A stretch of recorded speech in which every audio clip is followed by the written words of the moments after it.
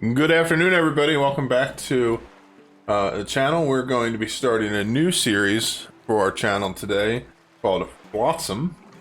It's a game that is still in early alpha, but it has gotten a lot of development recently. And I played it when it first came out. I thought it had some potential. I'm going to try it again now that we have some more updates that are out, just to see what's going on. Let's just get right into it. They do have a new game mode. The procedural generator one does random maps. They have a handmade map that is designed to walk you through the different parts of the game, but there is only one handmade map. So if you play again and you do the same map, you'll have all the same things. So we're going to do that one now because I've never done it, but the procedural is probably better if you want to have some replayability when you go through it more than once. Purpose of the game is that there is a world that has been completely devastated by floods, and you have drifters that you are trying to survive with, and you build your boat to do different things. It's very similar in some aspects to Oxygen Not Included, where you have drifters that you give commands to, and they go and do the things. You don't directly control them, you just control their priorities, and you control the things that you want them to build. So we are going to just stick with the three that we get to start, I think, because I don't really know too much, but we have a whiz squid who has +5 research, a pre-flood astronaut who has +3 athletics and +3 research, and a survival show host who has +3 liquids and +3 salvaging. So let's just go with that. We'll keep Rubbleport. That sounds like a fun name. So the very first things that we need to do are collect some resources so that we have some things to build with. And the way that we do that is by setting salvage areas. So I'm just going to make a big area around all this plastic to start. We'll have to just send out a swimmer because we don't have any boats yet. But our drifters will swim out and they'll grab plastic and they'll bring it back to our boat here. We can also do the same thing over here around this wood so that we can be salvaging that as well. You can see we have drifters going out to each section. They're collecting the things that we need. So our first priority is going to be on getting water and food taken care of.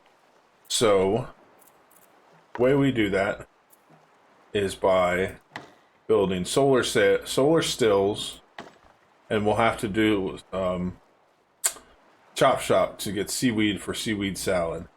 So I'm not sure if we have the ability to collect seaweed yet. We'll get to that when we get to it. So to make the solar still, we'll start with that. We're going to need 6 floaters and 5 planks, which means we're going to need to get to the point where we can make a sawmill that takes dry wood and turns them into wood planks, and that's going to require some drying racks. So let's build a platform off of our boat so that we have somewhere to build things.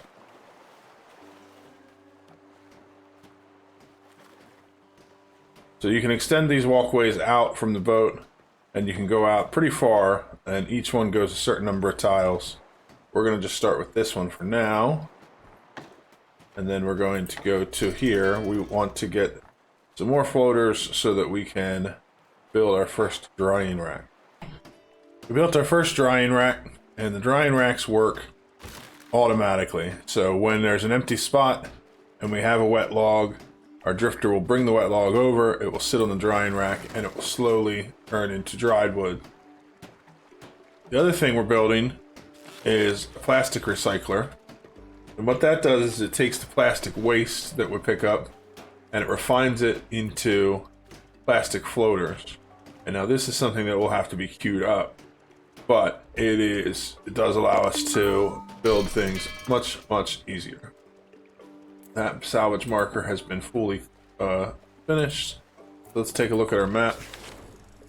So you can see that this circle is the area around which we can collect items, and we don't have anything left in it, so we're just going to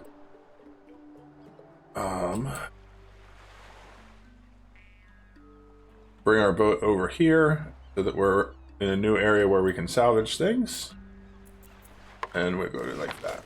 So now we have more plastic that we can increase, and this over here, can we salvage this? Yes, this has seaweed. Good. This will give us seaweed, and it will give us seaweed spores. We're going to collect some more. And while we're doing that, we're going to go back and work on some more construction over here. To get our sawmill up and running, we need to have 3 dried planks, or dried wood, and 3 plastic. So let's increase this. Each of the drying racks also takes 2. So I want to make 2 more drying racks. So we're going to queue up enough for our drying racks, and then for our sawmill we need 3 more, so then we're going to queue up 3 more of these. You can see that people are grabbing plastic waste out of our storage, taking it over here, and then once we have enough, we will have a drifter start making plastic floaters. Let's put in our second drying rack a while.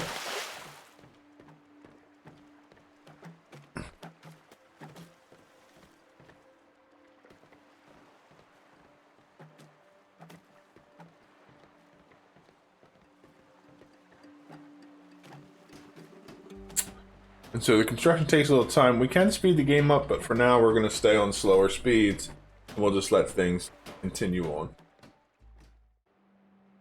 We finished our first day out on the oceans.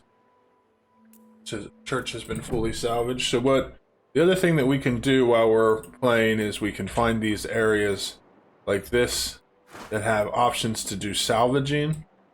Some of them have different goods. This one, when we get close enough to it, will have dry wood that we can salvage directly. And this one here, for example, would have 10 of refined goods.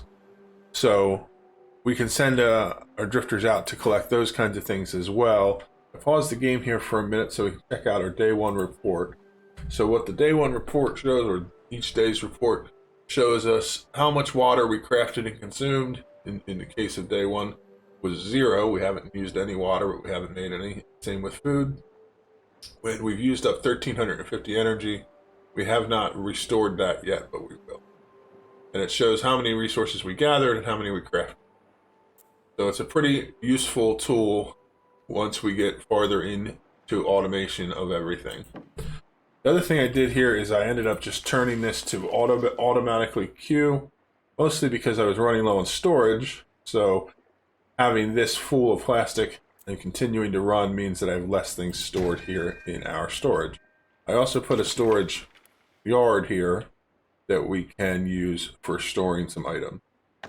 So I think that what I'm going to do, put a walkway that goes out this way. We'll end up lining that with storage yards. We are just 1 dry plank away from being able to do our sawmill. And so that'll be our first priority in the morning when our drifters wake up. We do eventually need to get them beds, things like that, so that they are happier and they continue to work at full energy. But we don't have... Our priority is in getting water and food sorted first. Gotten enough dried wood so that we can start construction on our sawmill. So that's being made here. Once we have that finished, we'll be able to craft planks, which will unlock our ability to make solar stills and to make food in the form of our chop shop, which can take our seaweed and turn it into seaweed salad for our drifters to eat. I am going to place another pathway on this side of the boat. Comes out so we have some place to expand. We'll make this side of our boat for now our water and our food production, and this will be our material production. Production is well underway. We're collecting lots more resources. We keep moving around. We need to have our drifters fill up our drying racks again. I did add a few more just to speed that process up. And our sawmill is up and running. We just need to get some dried wood for it. We do have one of our drifters working on recharging our battery, which is sort of draining our ability to get things done, but it's important because the battery is what allows us to move around to get more resources. So as soon as what is this drifter's name? As soon as Conch Bottom is done using the battery or recharging the battery, they'll get back to work doing other stuff. They do have an exhaustion debuff, and that's because they don't have a bed to sleep in, and so that is a priority. But we want to get our food set up before we do anything else. So I do want to check to see. I know we can control our priorities. I want to have somebody who is refilling. Let's see.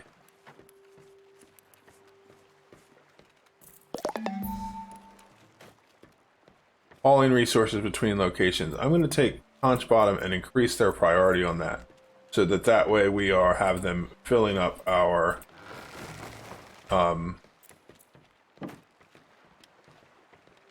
stations as quick as possible, so that they'll prioritize doing that rather than going out to get more resources. That way we have things that are continuing to be produced. Because right now our bottleneck is that since our drying racks were empty for so long, we have even longer to wait before we have dry wood, which means we need to wait longer before we get some planks.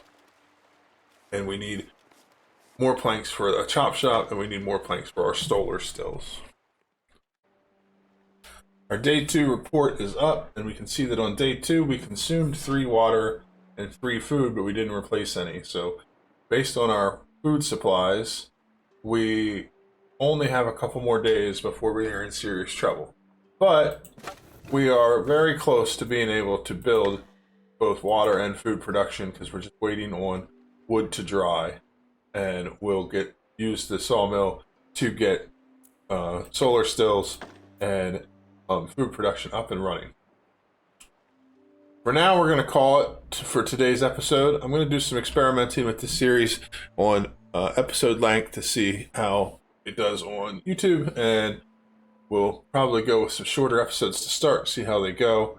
And we're going to be doing a lot of this series will be similar to Oxygen Not Included, where a lot of times I'm going to have to just let things run because it takes a lot of time, and then we'll check in as things go.